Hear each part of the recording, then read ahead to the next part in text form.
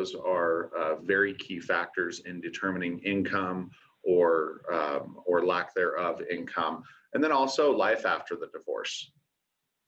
So again, for those of you that have just joined us, last year I taught this class with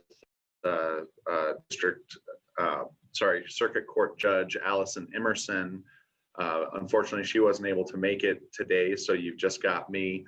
And you know, there's quite a bit of material here. We're going to try to squeeze it into 1 hour, so I'm just going to kind of get going. We do have a poll question that Kevin will be presenting here shortly, as well as at the end here, we'll save 10 or 15 minutes for questions, because there's so many different aspects in a divorce that there's bound to be questions. So if you have questions, feel free to put them in the Q&A box, and we will get to them towards the end. So, you know, first and foremost, I just want to let you guys know, disclaimer, I am not an attorney. This class is all based on my experience as a lender, and sort of from my point of view. So, you know, it's an attorney's job to remain impartial, and they basically are the ones that your clients need to talk to. If you have clients who are going through an amicable divorce, there are still things that you need to know. Again, we need to talk about the difference between a divorce and a legal separation. A legal separation means that they haven't completely haven't divorced, but there are some things with a legal separation that says who gets what property, right? So when we talk about the difference between the two, you know, typically with divorce, there's going to be, you know, there's going to be mediation, parenting classes if they have kids. There are other requirements in a divorce. The separation, sometimes you're still sharing certain things, certain benefits, different obligations. You know, for the most part, just from my experience, those who have separated typically do end in divorce. It's important to understand how mutual debt in a divorce affects your clients. Now, you know, like myself and my wife, we have most of our credit cards and mortgages and other liabilities that we have are shared. So like us, you know, most folks have, you know, they have the same shared liabilities. So it's important to understand that, you know, if they've gone through the divorce, that they've paid off those liabilities or that they've separated those liabilities. So a couple of things that you can do just when you're having these conversations, these upfront conversations, when your clients come to you and say, hey, we've decided to get a divorce, you know, we need to sell the house and we need your help. There's some things to understand, especially if they're going to be buying after they sell. How are they going to qualify, right? So it does matter who gets what and who owes what on these different debts. So, you know, obviously the best practice is to pay off all debts before the divorce comes final, but sometimes that's not possible to have happen. You know, your clients can get a free tri-merge credit report, and it's probably a good idea that they do that, especially if they're not working with an attorney, so they can see who's responsible for what. The impact on outstanding debt when working with someone who's been recently divorced or going through a divorce, and I'll just read this slide here. When a borrower has an outstanding debt that was assigned to another party by the court, such as in the divorce decree, and the creditor does not release the borrower from the liability, the borrower has contingent liability. The lender is not required to count this contingent liability as part of the borrower's recurring monthly debt obligation. So let's just use, for example, that it was ordered in the separation or the divorce that the husband is responsible for all of the debts, but the wife is an authorized user, or it is a joint account. If it is spelled out and signed by the judge who the responsible party is, then when we look at that divorce decree and we're qualifying the individual, we can omit certain debts that come up on their credit report. And I'll find sometimes years down the road when people have had a divorce where a credit card will pop up, or an auto loan where they were on the same auto loan, and it'll pop up on their credit report and they say, I don't know what that is. Oh yeah, that was their auto loan, or that was the mortgage. I'm not responsible for that. It's spelled out in the divorce decree. So in the divorce decree, when that is spelled out, we do take that into effect. But it is important that the ex-spouse play nice, I'll say. If the account is not paid as agreed, if there's one late payment in the last 12 months, we have to count that debt against the borrower. So what that means is, if so-and-so, if the ex-spouse who's not on the loan or who's not buying the house is still on a credit card or another debt, they're going to be responsible for that, even if the ex-spouse has been late on that. So that's why I feel like the best practice is, you get that clean break, that clean separation, and you just kind of divide up who's responsible for what. So now let's talk about alimony and child support as income, right? So let's say you have a client who's newly divorced or separated, and their only source of income or their primary source of income is going to be alimony and child support. They have to have been receiving that for 3 to 6 months, 3 months for child support, 6 months for alimony, in order to count that income. There also needs to be a 3-year continuance. So as a lender, how we do that is we verify the ages of the children. If the ages of the children are documented in the divorce decree, then we can determine mathematically if there's 3 years continuance of the alimony and child support being paid. And divorce decrees are usually pretty good at spelling out how long the alimony and how long the child support will be paid. Typically, child support is paid until the child turns 18 or 21 if they are going to college or university afterwards. Another little note here, if it's a manual underwrite, let's say you've got someone who kind of, fits a little outside the box and we have to do things the longhand version, then they need 12 months receipt of that. So now let's talk about child support and alimony as a debt. When the borrower is required to pay the child support or alimony, payments must be treated as a deduction of income. FHA and VA allow you to deduct alimony from income versus treating it as a debt. However, child support is always treated as a debt. And why that's such a big deal is typically you need $3 of income for every $1 of debt. That's usually how it works. So a deduction of income is going to affect your borrower less than if it were treated as a debt. So when we're compiling debt to income ratios, we're taking all of those things into account. So just to kind of give you, an example of what is needed, your borrowers are going to, here they're making $5,000 a month. They've got a $100 debt, alimony of $400. If it were a conventional loan, then we would reduce their income from $5,000 a month to $4,600 a month versus treating that alimony as a debt. So now let's really get into the meat and the potatoes, because this is what you guys are all out there working with and dealing with. What to do with the house in the divorce. Oftentimes we see where one spouse is awarded the property or is required by the courts to buy out based on appraised value, to buy the other spouse out. So there's a couple of things that they can do. They can do a cash out refinance, and if there's enough equity in the home, they can do a refinance with the lender and then pay off the other spouse. They can sell the home and then equally divide after things are paid off and go their own way that way. Or in some cases, they can continue to co-own the home. Especially we find in amicable divorces where people remain friends afterwards, or they co-parent. In a perfect world, if you will, sometimes they will continue to co-own the home because the buyout doesn't make sense for them financially at that time. And I did see a question here earlier. Can we get a copy of the slides?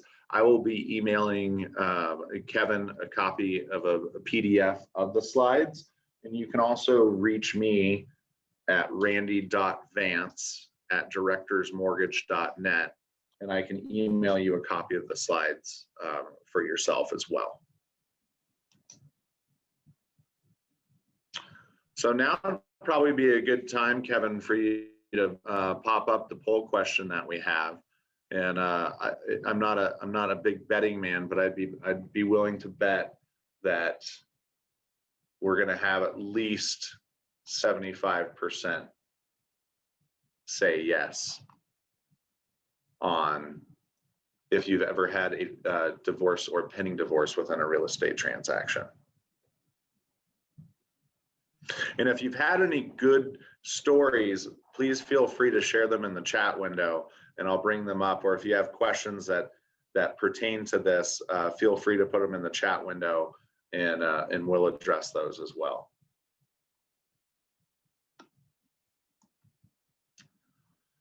So again, the things that come into what to do with the house, one spouse can release interest or is ordered to release interest.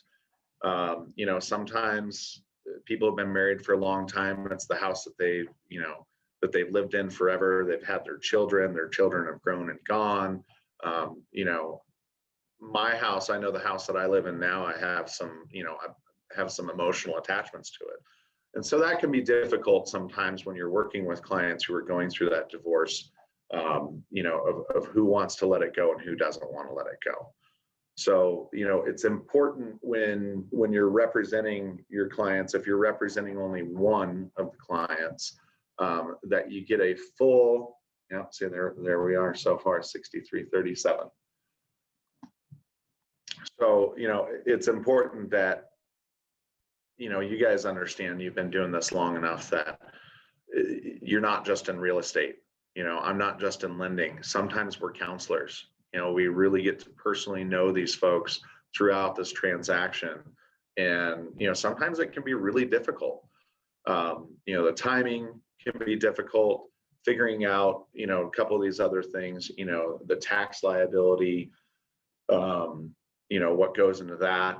Now, one question I do have for Steve here is if you can explain to us, explain to everybody what a quitclaim deed is.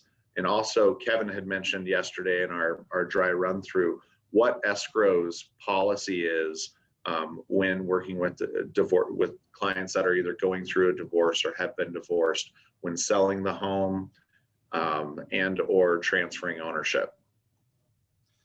I'll jump in first here, Randy. I think you were asking about the quitclaim deed and kind of what it does and things like that.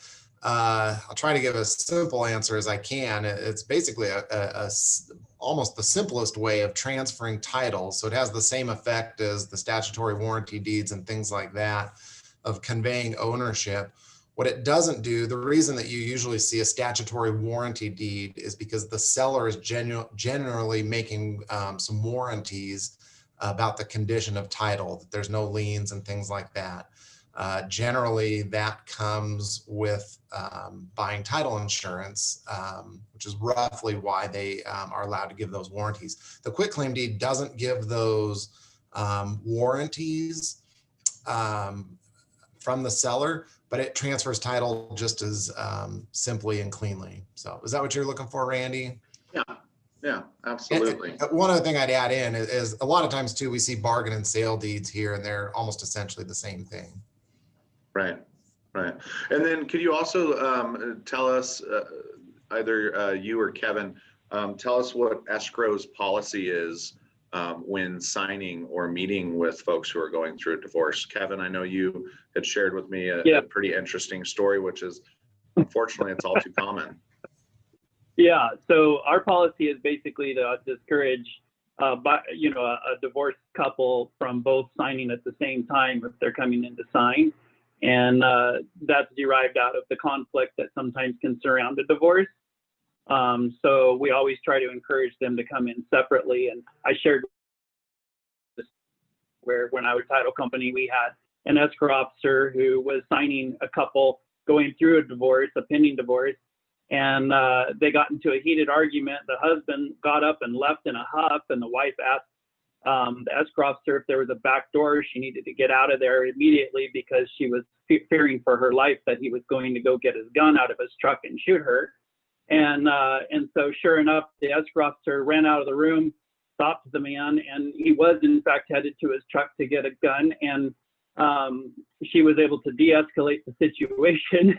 But yeah, that's one of the reasons we definitely don't encourage husbands and wives that are going through divorce to be in the same room during a signing. It's already an emotional situation. So. Right. Thanks for that, Kevin. I see a couple of things in the chat window.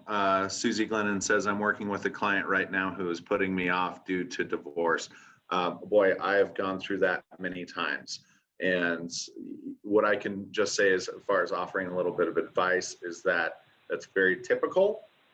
But folks who are going through a divorce oftentimes think, oh, well, my attorneys are going to figure it out. They're going to take care of it. I'm going to win the case. I don't need to talk to so-and-so, and we'll just put off what we're going to do. But it's a really, really good idea for your clients to be in contact with you and for you to maintain contact with them, even if they're putting you off, for the simple fact that knowing the ins and outs, knowing what you're going to inherit as far as a transaction or as far as what they're going to do is definitely going to change the method of how you go about it. I also see another question down here from Chris Rees that says, do you recommend appraisal to establish value?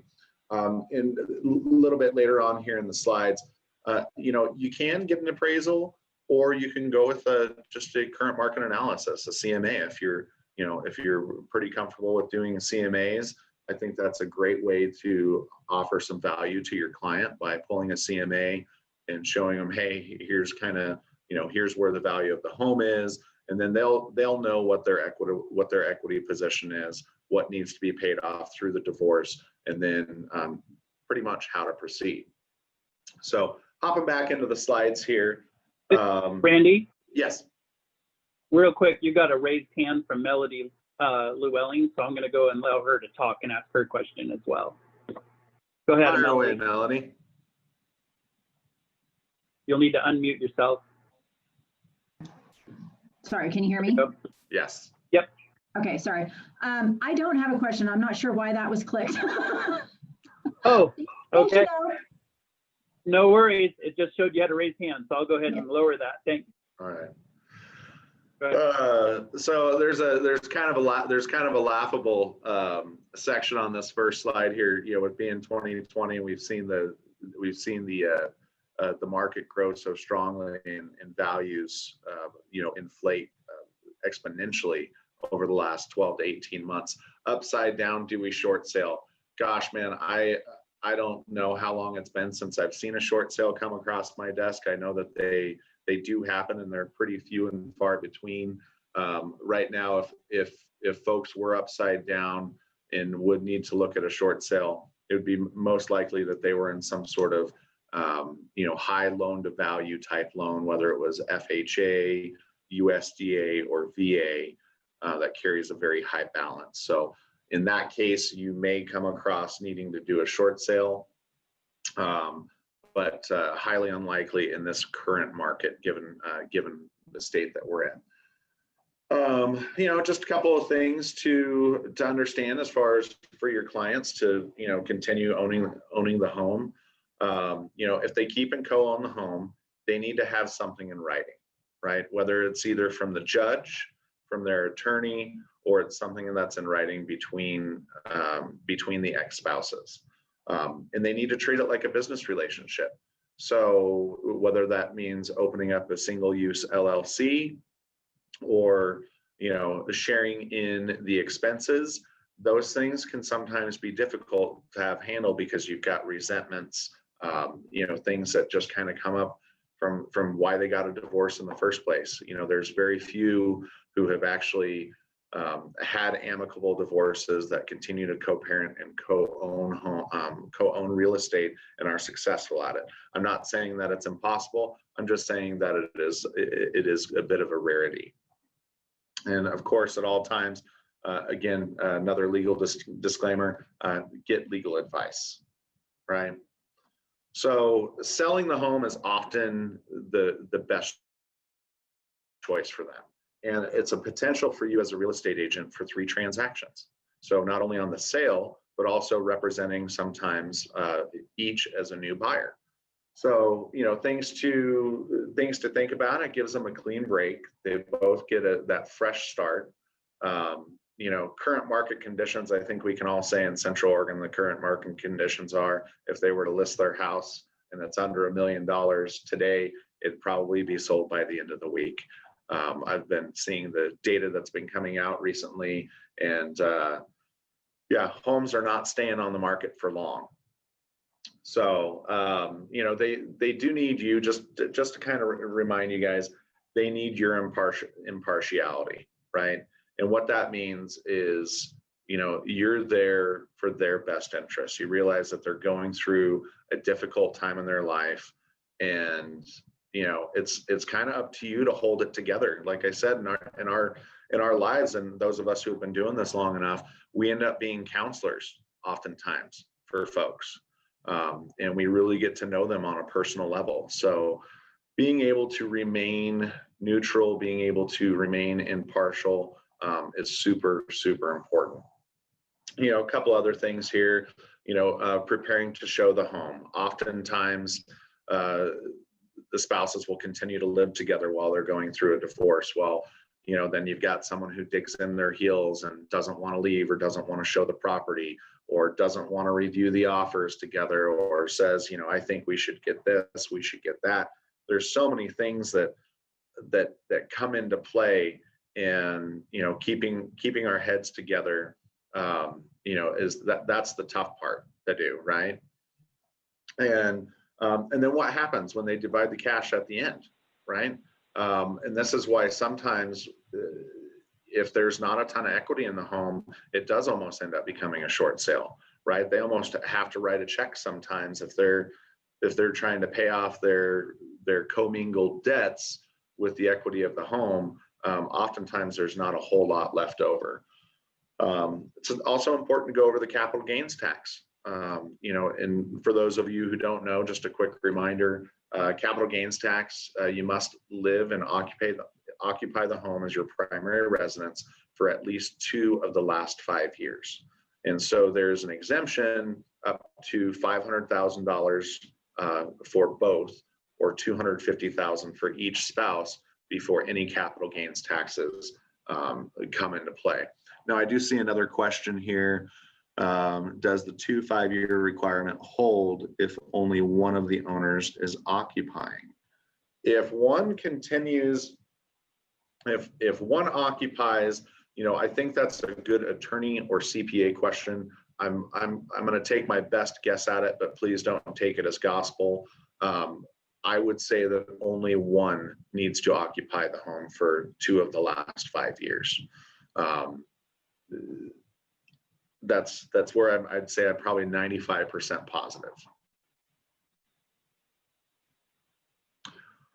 So just a couple more things, oftentimes after a divorce, bankruptcy follows.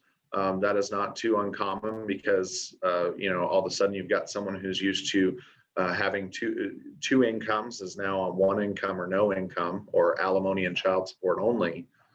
And so we do see a fair amount of bankruptcies and foreclosures with folks who are recently divorced. And let's talk about how you guys can best serve your clients, right? Being open and honest about current market trends. I think we can all agree that anything that they were to list or to sell these days would fly off the market pretty quickly or have multiple offers. In other markets that might be challenging in the future, giving them an idea, when we've got 3 months of inventory and it's taking 90 to 120 days to sell a property, what that might be like.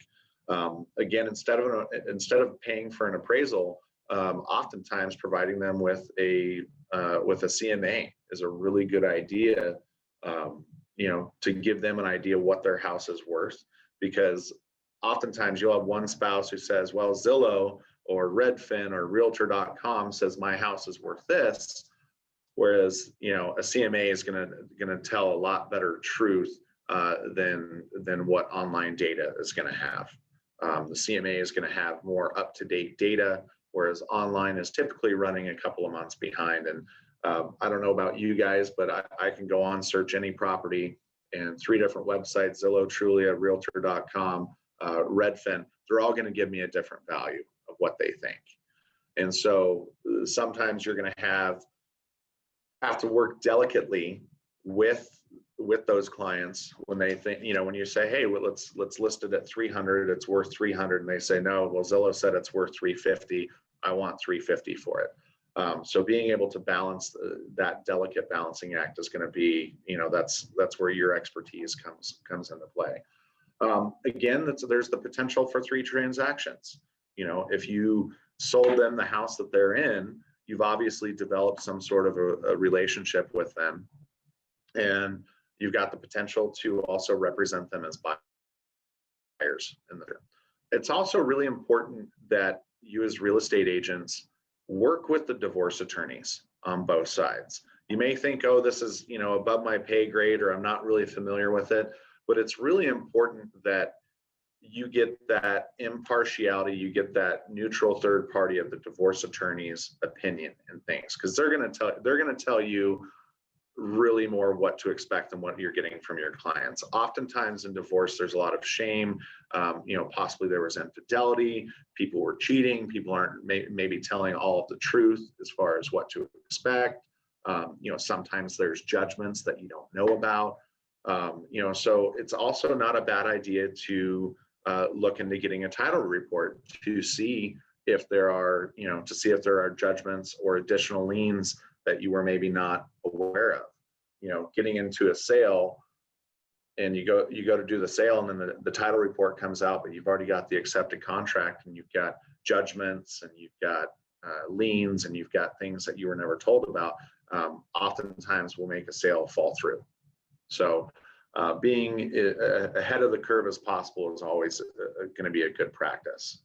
So let's talk about best practices for your clients, how to sort of counsel your clients, and what to have with those initial discussions with them. So separating their debt early on is really important. And I can't stress this enough, because as we talked about earlier in the class, that debts, joint debts, car loans, other mortgages, credit cards, those will be with you as long as one of them remains open, right? You have to actually physically have yourself removed from those liabilities. So learn how to separate debt. Instruct them to get their name off of any account that's not their responsibility, and talk about pulling your credit report. Reach out to a local mortgage professional or myself and pull a free Tri-Merge credit report, or they can go on to Experian, Equifax, or TransUnion's websites and get a free copy of the credit report of their own. Now, I'm not saying that you should go through the credit report with them, but I think it's important for the clients to understand, because oftentimes what also happens is maybe somebody had a gambling habit, or they had multiple credit cards that the other one didn't know about. Well, it all comes out in the divorce, right? The good, the bad, the ugly, it all eventually comes out. So getting ahead of that curve, getting that credit report pulled, very important. I have clients who are happily married, and I'll pull a credit report, and a credit card will pop up that, and I'll be talking with one client, and they'll say, well, I have no idea what that card was. And, then it ends up going back to, oh, well, I got that Macy's card when I was there. Now, even in happy marriages, sometimes there's not always full disclosure.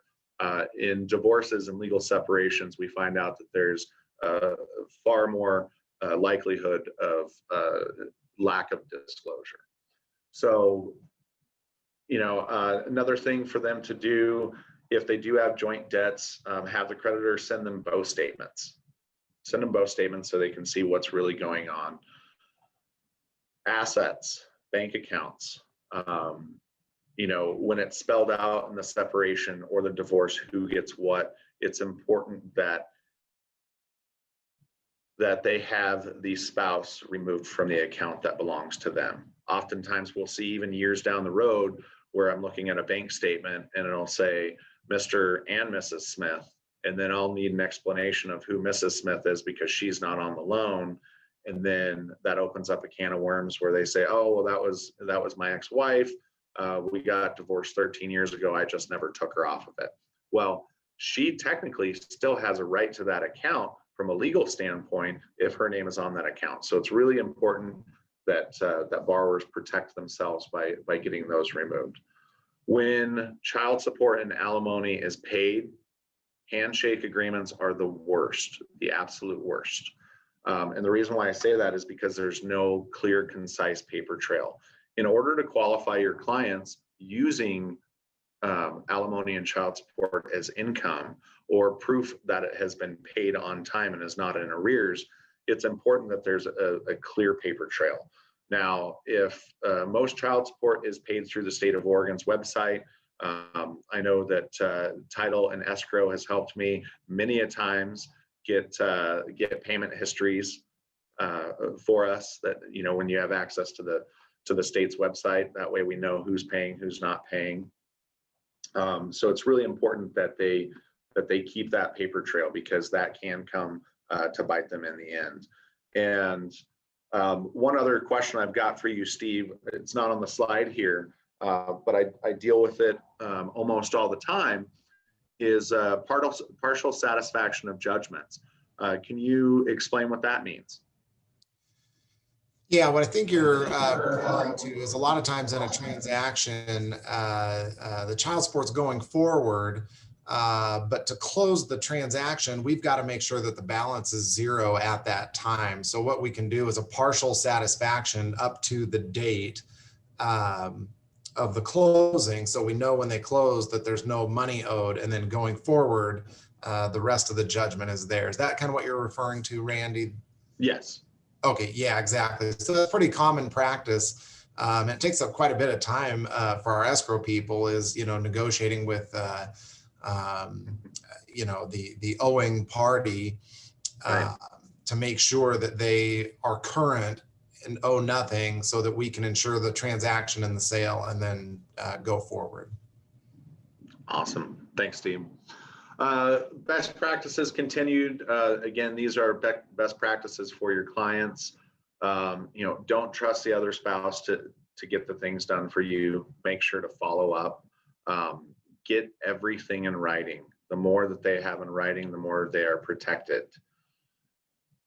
Keep good records, conversation log. Yes. There is a question from Chris in the audience. If the child support or alimony is paid directly, how many months verification is needed? All right. So like we spoke of beforehand, 3 to 6 months, depending on loan programs, of receipt of alimony and child support.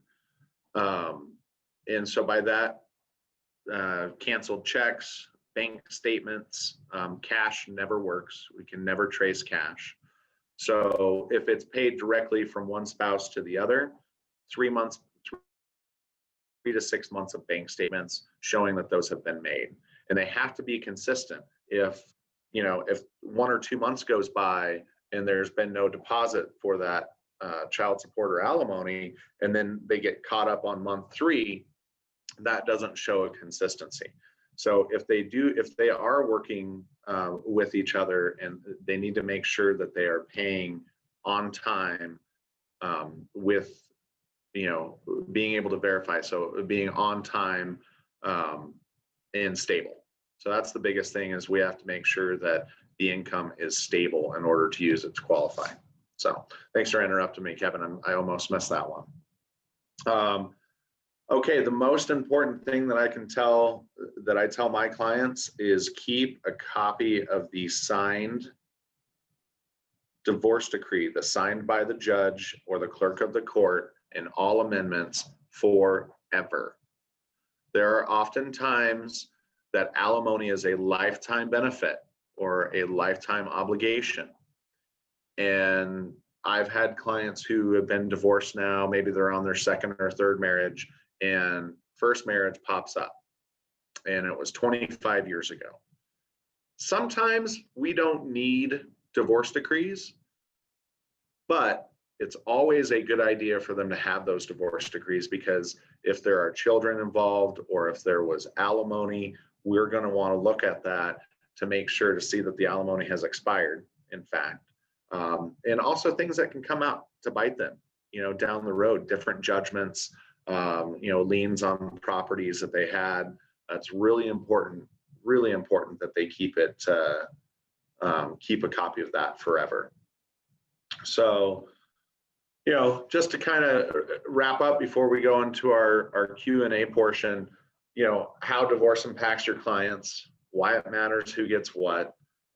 Does the divorce have to be final? The divorce does not have to be final. It can be, as long as it is written out in the separation agreement, who gets what, who has the right to the property, whether it's the right to sell it or the right to lien on it.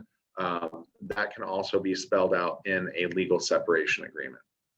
We already talked about what we look at in the divorce decree. We're going to look at who's responsible for what debts, who's responsible for mortgages, who owns what real property, and if there's any alimony or child support that is required. We talked about how alimony and child support are looked at both as income and both as liabilities, and what life is like after a divorce. Sometimes there's that clean break, and sometimes I've heard of people that the happiest day of my life was when I got married. The second happiest day of my life was when I got divorced. And I've heard that cliche or that joke many, many times. So really, this is an interactive class. I can't wait till we can do these things in person more together so we can get more participation. But right now I wanted to save these last 15 minutes of this time to do some Q&A. So I know that there are more than just a couple of questions that we've seen. So please feel free to chime in or type in the chat window what questions you might have or what experiences you're going through that you might need some guidance on.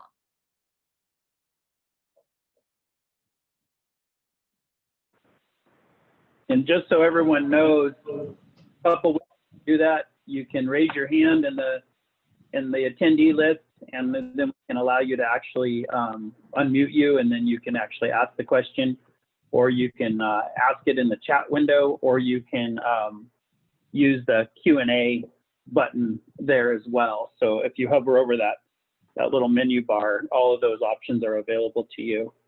So.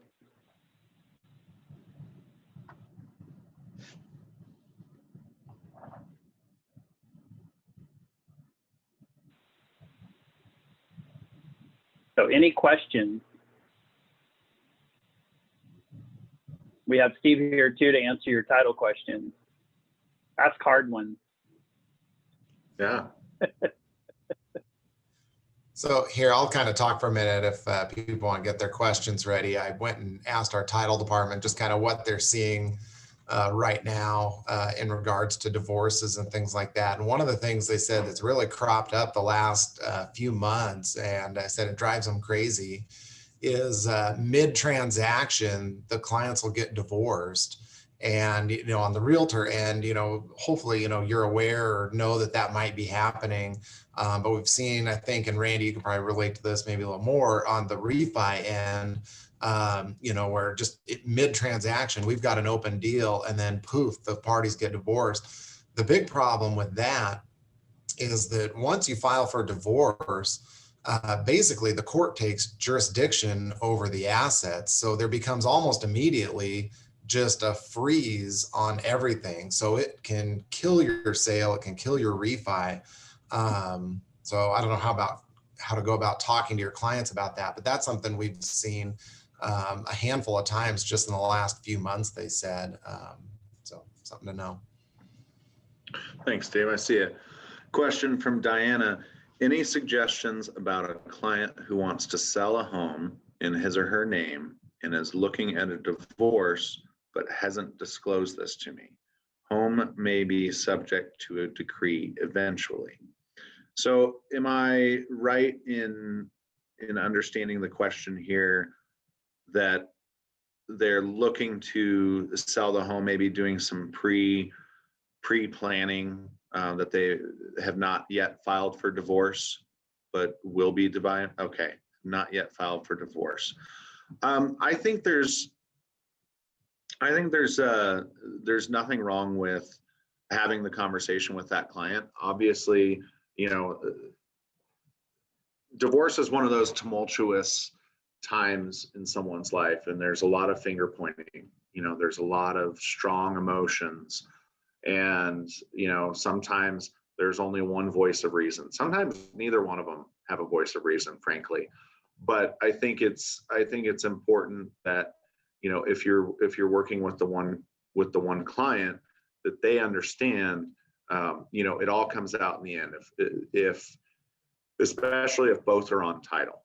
Now, if one's not on title, if one doesn't have right to the ownership, it is their right even before they divorce. And I'm not an attorney, I'm not giving legal advice, but if the other spouse that does not have any ownership interest in that, they have the right at any time to sell that home.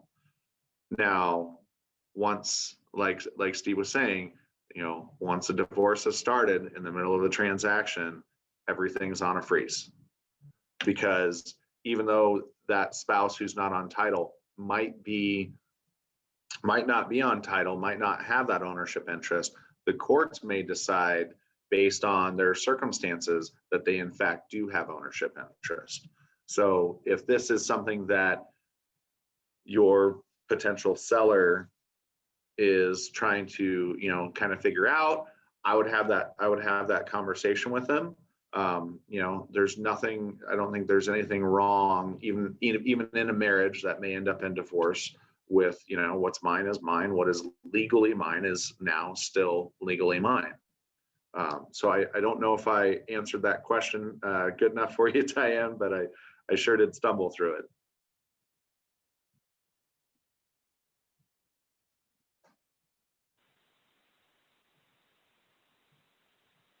Any other questions?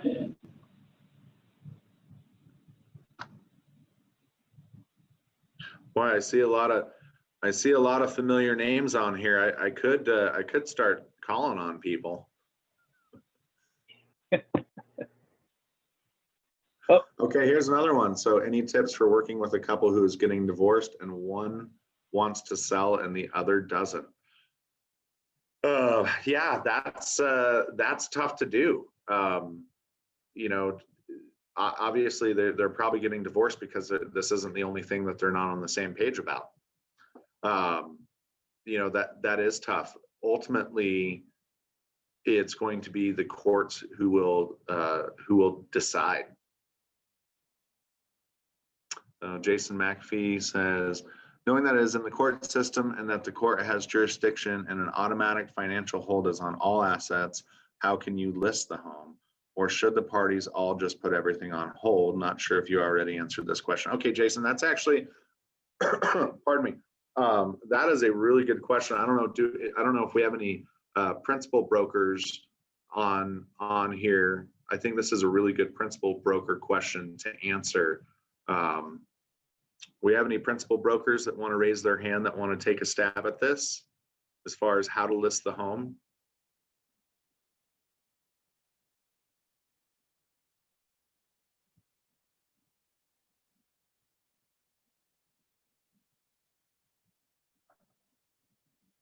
Okay, Lisa says, I've offered that one agent represent the wife and a different agent represent the husband in a situation that is volatile. Yes, I've seen that happen many times. So I believe, and like I said, this is, I think, a really good question. Going back to Jason's question, I think this is really good for a principal broker with a little more real estate experience than myself. You know, I'm kind of the lending guy, but you know, how do you list the home? I actually don't know. Do you list it subject to, or with the contingency that they're going through a divorce? I'm not exactly sure how that goes. You know, when you've got one that wants to sell and one that doesn't want to sell, you know, that's where it really does kind of come down to, well, the judge is going to decide ultimately.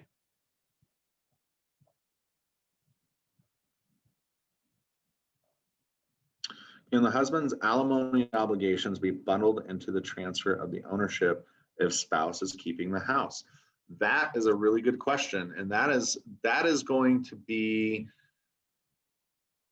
that is a good question for an attorney. I'll tell you what I have seen, James, is I've seen a buyout on alimony and child support.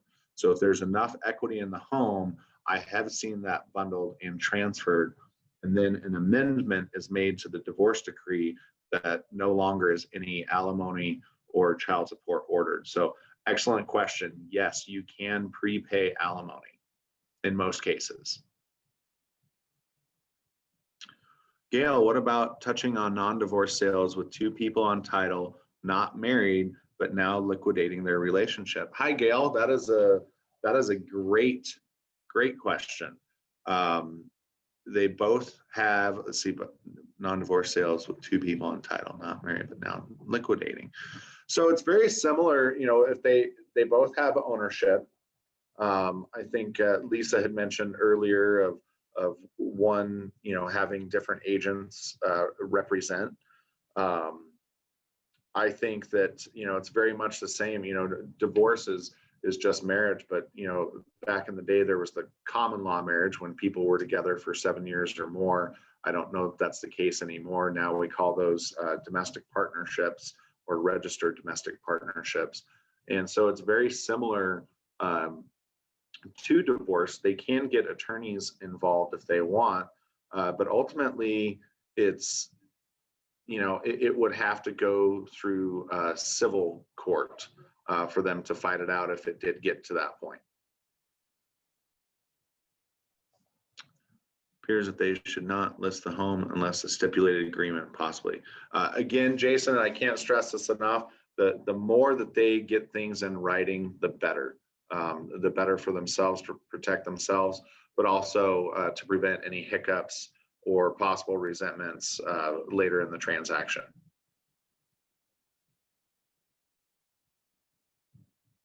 Got time for a couple of more?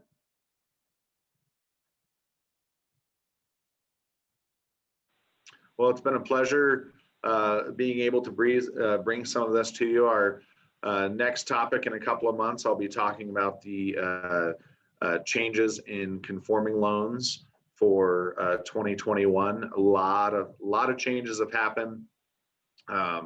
You know, COVID has brought on many changes. We're still working in a COVID environment, so many things to consider. You know, there's a lot of what I'm hearing from different agents around town. There are a lot of things that are popping up last minute that never seemed to be issued before. So I'll be putting together a class on all of the different changes we've seen on conventional loans in 2021. Again, thank you for having me, Kevin and Steve, in Deschutes Title. My contact information is right here. If you have any questions, or if you have clients who are going through a divorce and they want a lender's perspective on it, I don't charge any consulting fees. I'd love to discuss with them and be best of service as I can. Thank you very much, Randy. Appreciate it. And thank you for being a part of this. And we're on here. So with that, everyone, just real quick announcement. We will have your CE certificates to you by Tuesday of next week. They will be emailed to you. And with that, we wish you all the best and have a great rest of the week and great weekend. Thank you, Randy. Hey, thanks a lot, Kevin. We'll see you guys later.